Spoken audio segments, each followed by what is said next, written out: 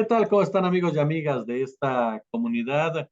Se dio a conocer una entrevista que otorgó Tomás Herón, efectivamente Tomás Herón, que estuviera al frente, nada más nada menos que de las investigaciones en torno a la masacre de Ayotzinapa, como le dicen algunos, otros más a la matanza, unos más a esa aciaga noche precisamente de Iguala.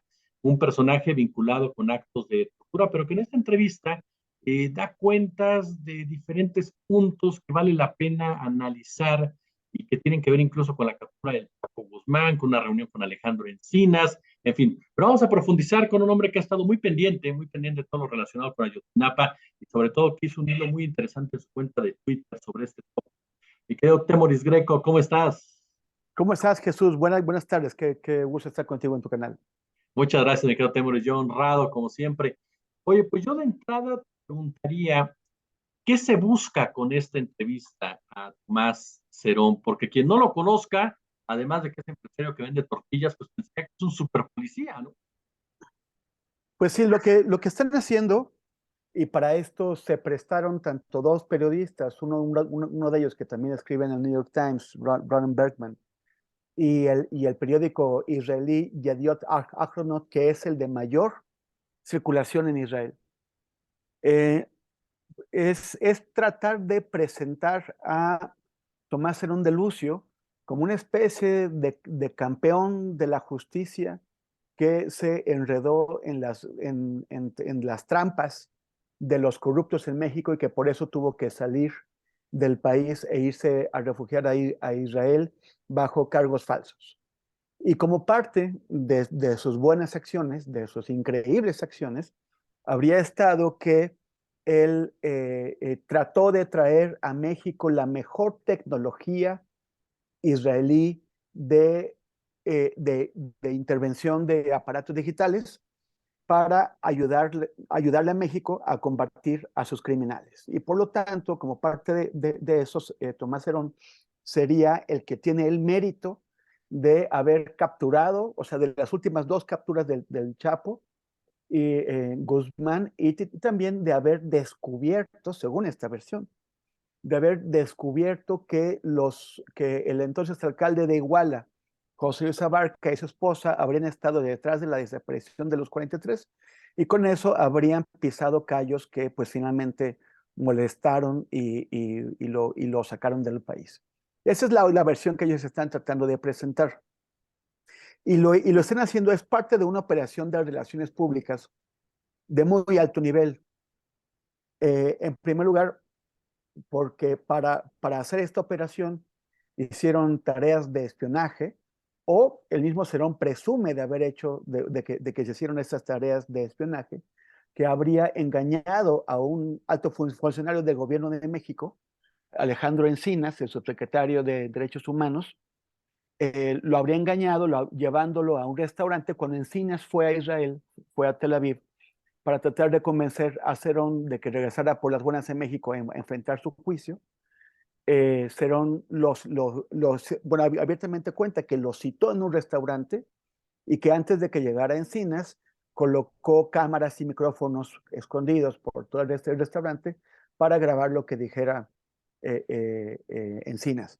Esta operación, que además incluye tareas de espionaje, no solamente en Israel, sino en México, porque espiaron al fiscal especial de caso Ayotzinapa y a su equipo aquí en México, pues es una tarea que Tomás Herón de Lucio como persona, como en lo individual, no podría realizar, como tampoco podría haber hecho fuera del país, o sea, en un país ajeno de que ni siquiera maneja el idioma, como es el hebreo, pues convencer a estos periodistas y a este gran medio de comunicación de que se prestaran a esta tarea de relaciones públicas.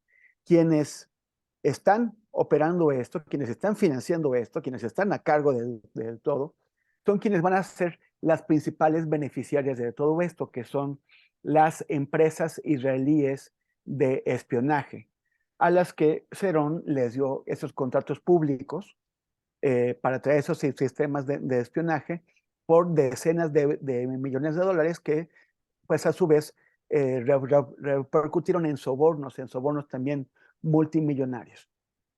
La intención obvia es limpiar la imagen de Cerón. Cerón aspira a que Israel rechace la solicitud de extradición que ya presentó México y que le dé la residencia permanente.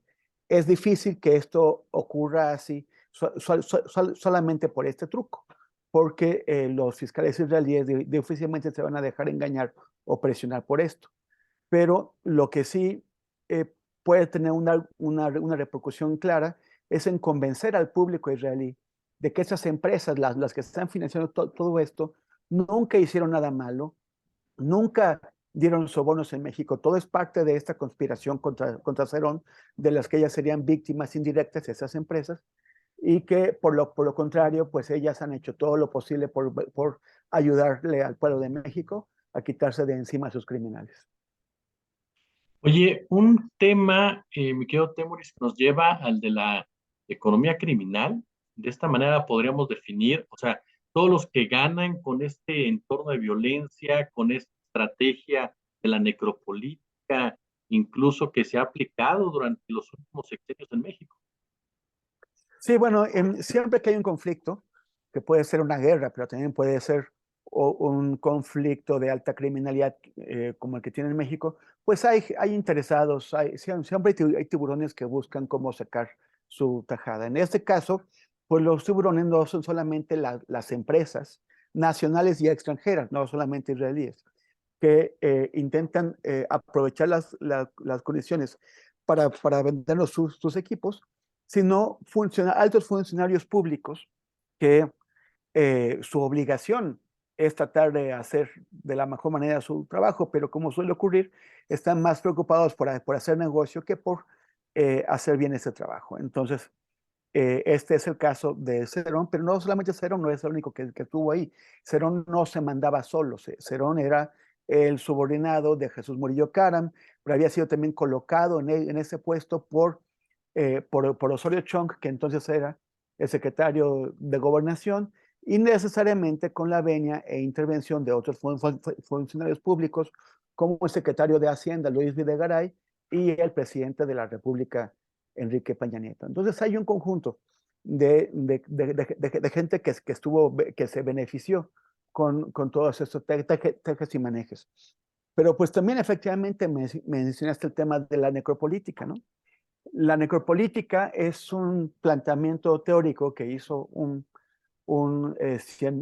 científico social de Camerún que se llama Achille Mbembe, que básicamente plantea que es una ficción la idea de que el Estado tiene como prioridad salvaguardar por igual los intereses y la seguridad de todos sus ciudadanos o de todos los residentes, de todas las personas que habitan en el territorio que controla el Estado.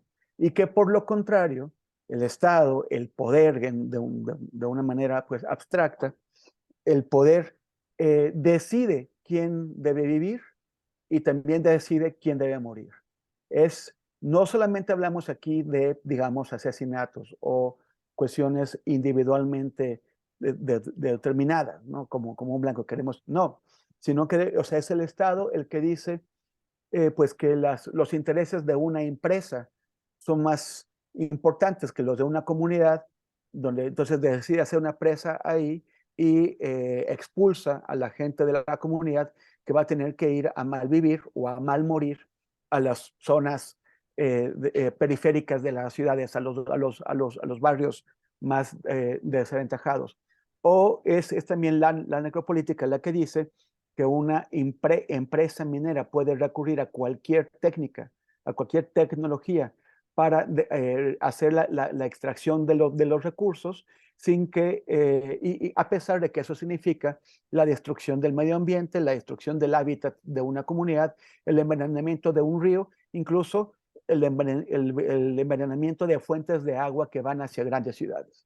Esa es la necropolítica y en casos como el de Ayotzinapa, la necropolítica es pues todo este pacto de impunidad que operó para tratar de ocultar quiénes habían sido los responsables de los asesinatos de esa noche y de las desapariciones de los 43 estudiantes de Ayotzinapa, y que debían incluso, al paso de los años, han muerto más personas en esta enorme operación de ocultamiento de la verdad y de negación de la justicia. ¿Te sorprende lo que declara en torno a Alejandro Encinas, a que fue grabado, a que Encinas supuestamente le dijo que no cree en la culpabilidad que se le atañe? Sí, Encinas ya ha hecho algún comentario sobre eso, porque ya Cerón había empezado a filtrar poquito a poquito a Carlos Loret y a otros que había unas grabaciones de Encinas y que eso le había dicho. Y lo que Encinas, no sé si el día de hoy ha dicho algo, pero en su momento lo que dejó entrever es que él había ido a convencer a Cerón, o sea, porque la extradición ha tomado ya años y Ujú. no es seguro que nos la otorguen, bueno, que se la otorguen a México. No tanto por esta operación de las relaciones públicas que debería tener poco impacto, sino porque el año pasado descarrilaron el trabajo de la Fiscalía Especial de Caso Ayotzinapa, lo descarriló el propio fiscal Gers Manero en una operación en la que tomó responsabilidad explícitamente el presidente López Obrador, y eso probablemente pues también dé al traste o lleve al fracaso el intento de extraditar a Cerón. Encinas, consciente de esto, fue personalmente a hablar con Cerón y lo que dejó entrever es que en su esfuerzo por convencerlo, pues prácticamente había intentado engañarlo. Había intentado decirle que aquí no iba a enfrentar una acusación seria, una acusación de peso, y que incluso podría haberle ofrecido algún tipo de ayuda o apoyo para que se librara de esa acusación. Esto, lo que prácticamente nos está dejando entender el subsecretario Encinas, es que intentó engañar a Cerón. Pero también Cerón sí tiene razón al decir que Encinas pues era ingenuo, o simplemente no, simplemente Encinas hizo ese intento por no dejar, a sabiendas de que, pues, de qué manera convences tú a un tipo tan brutal, tan sangriento, tan dado a la mentira y al engaño como Cerón, de qué forma lo engañas para decirle que venga acá y se entregue a la justicia en México. Yo creo que era un intento un poco desesperado, y el propio Cerón dice que vio a Encinas pues desesperado. Oye, finalmente, Carlos Temoris, y agradeciéndote siempre estos análisis, estas opiniones, ¿le funciona a esta empresa señalada por el tema de Pegasus, eh, cuestionadísima en el tema de los derechos humanos? ¿Qué tanto realmente tiene un impacto a favor de esta empresa y a quién le habla esta empresa? Pues trata de convencer, en primer lugar, al público israelí. Ellos han enfrentado muchos problemas en el mundo, porque pues es una empresa fundamentalmente, profundamente corrupta, profundamente irresponsable. Ellos aseguran que solamente venden sus sistemas de espionaje a gobiernos, pero ya se ha comprobado, por ejemplo, aquí asesinaron a un periodista en el 2017 que se llama Cecilio, no estoy seguro que, en Ciudad Altamirano, en Guerrero, se han descubierto indicios de que quienes lo fueron a matar lo localizaron a través de ese sistema de espionaje de Pegasus, sabían dónde estaba a través de Pegasus. Han espiado aquí a periodistas y a defensores de derechos humanos. El gobierno de Arabia Saudí ordenó asesinar y hacer pedazos a un periodista saudí, a Jamal Khashoggi, en Estambul, en otro país, en Turquía. Hasta allá fueron y lo habían espiado también con ese sistema, con Pegasus. Y en general a muchos opositores y gente inocente los han perseguido con Pegasus. Entonces, esta empresa tiene un problema de relaciones públicas del que los dueños originales trataron de deshacerse vendiéndola a un consorcio que está interesado en seguir explotando esos sistemas, pero al mismo tiempo lavarse la cara. Tratar de convencer de que no tienen nada que ver, que ellos son muy responsables y muy profesionales, cuando en realidad son los típicos negociantes de guerra que no le importa no les importa a quién maten con sus armas, y este sistema de espionaje es un arma, con tal de sacar un beneficio económico. Mi querido admirado Temoris Greco, yo como siempre te agradezco muchísimo tus análisis, tus opiniones, que de verdad nos nutren. Te mando un fuerte, fuerte abrazo. Muchísimas gracias, Chucho, y bueno, te mando un abrazo también. Suerte en tu nuevo proyecto.